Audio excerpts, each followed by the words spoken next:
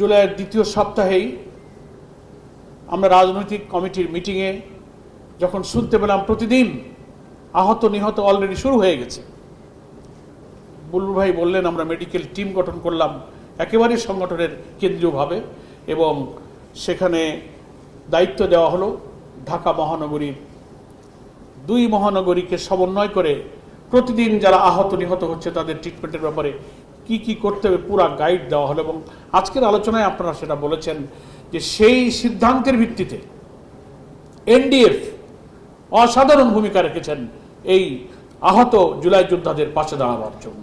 নিজেরা অর্থ দিয়েছেন, সময় দিয়েছেন, রক্ত দিয়েছেন, ঝুঁকি নিয়েছেন, এটার জন্য আমরা ধন্যবাদ জানাই। আমাদের সম্মানিত আমির জামাত সে সময় হজের সফরে ছিলেন, উনি 17 তারিখ দেশে আসলেন।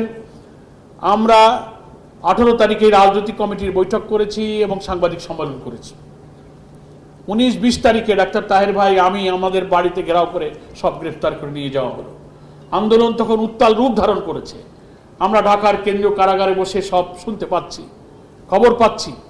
প্রতিদিন অগ্নিগর্ভ এই বাংলাদেশ কোটি কোটি মানুষ আন্দোলনের উত্তাল তরঙ্গ সৃষ্টি করেছে। আমরা ভেতর থেকে খবর পাচ্ছিলাম যে একটা কিছু হতে যাচ্ছে, ফ্যাসিস্ট হাসিনাকে বিদায় নিতেই হবে।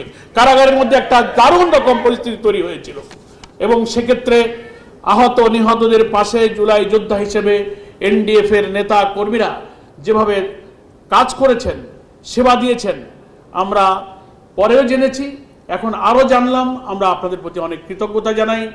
আল্লাহ তাআলার দ্বীনের বিজয়ের মধ্য দিয়ে আল্লাহকে খুশি করা যাদের জীবনের লক্ষ্য হয়, তারাই শুধু নিঃস্বার্থভাবে নির্যাতিত নিপীড়িত মানুষের পাশে এভাবে দাঁড়াতে পারে।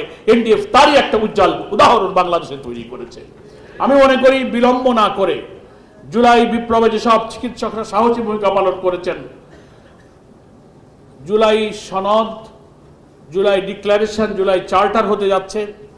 এখানে মিডিয়ার ভাইরা আছেন, আমি দাবি করি এই জুলাই চার্টারে, জুলাই ডিক্লারেশনে, জুলাই বিপ্লবে চিকিৎসকদের সাহসী অবদানের কথাটা উল্লেখ থাকতে হবে, এটা আমাদের দাবি। আমরা এনডিএফকে অনুরোধ করব, এত অসাধারণ ত্যাগ, স্মৃতিময় যে আবেগময় বর্ণনা আপনারা দিয়েছেন, ঢাকা সহ সারা দেশে যা ভূমিকা আপনারা রেখেছেন, চিকিৎসকরা কিভাবে রক্তাক্ত ময়দানে নিজেরা রক্তাক্ত হয়ে আপনারা যে প্রচেষ্টা চালিয়েছেন, একটা স্মরণিকা প্রকাশের মধ্য দিয়ে, বড় একটা স্মরণিকা প্রকাশের উদ্যোগ নিয়ে বেশি সময় লাগার কথা না, আগামী 3 মাসের মধ্যে আপনারা এই স্মরণিকা প্রকাশের ব্যবস্থা করবেন ইনশাআল্লাহ। আমরা যে কোনো ধরনের সহযোগিতায় আপনাদের পাশে ইনশাআল্লাহ থাকবো। আমি মনে করি যারা এখানে বক্তব্যের মধ্যে বলেছেন যে আহতরা হসপিটালে আসছে, সে পঙ্গু বলেন, পিজি বলেন, দেশের বিভিন্ন মেডিকেল সেন্টারে, হাসপাতালে, অথচ এই চরম ক্রান্তি লাগলে, চরম মানবিক দায়িত্ব পালনের প্রয়োজন যে মুহূর্তে, সেই মুহূর্তে চিকিৎসা পেশায় থেকে তারা চিকিৎসা দিতে বাধা দিয়েছেন একটা শ্রেণী। তারা বলেছেন এদেরকে এখানে রেখো না, কারাগারে পাঠাও। আমি মনে করি এরাও তো হতে ফ্যাসিবাদের দোষর, এদেরকে চিহ্নিত করা উচিত, এদের ব্ল্যাক লিস্টেড করা উচিত, এবং এদের ব্যাপারে পদক্ষেপ নেওয়ার জন্য আপনাদের অঙ্গন থেকে সোচ্চার হওয়া উচিত। তা না হলে ভবিষ্যতে নতুন বাংলাদেশের স্বপ্ন আমরা যারা দেখছি, চারিদিক থেকে ষড়যন্ত্রের জাল তারা বুনছে, আবার এই বাংলাদেশকে তারা অস্থিতিশীল করে তোলার চক্রান্ত করার সুযোগ সে পাবে। আমরা সে সুযোগ দিতে চাই না। আজকের এই আলোচনা সভায় আমি আসতে পেরে আপনাদের আবেগ, আপনাদের অবদান একেবারে চোখে দেখতে পেলাম। যে ডকুমেন্টারি আপনারা প্রদর্শন করেছেন, সেখানে অনেক স্মৃতি প্রদর্শিত হয়েছে।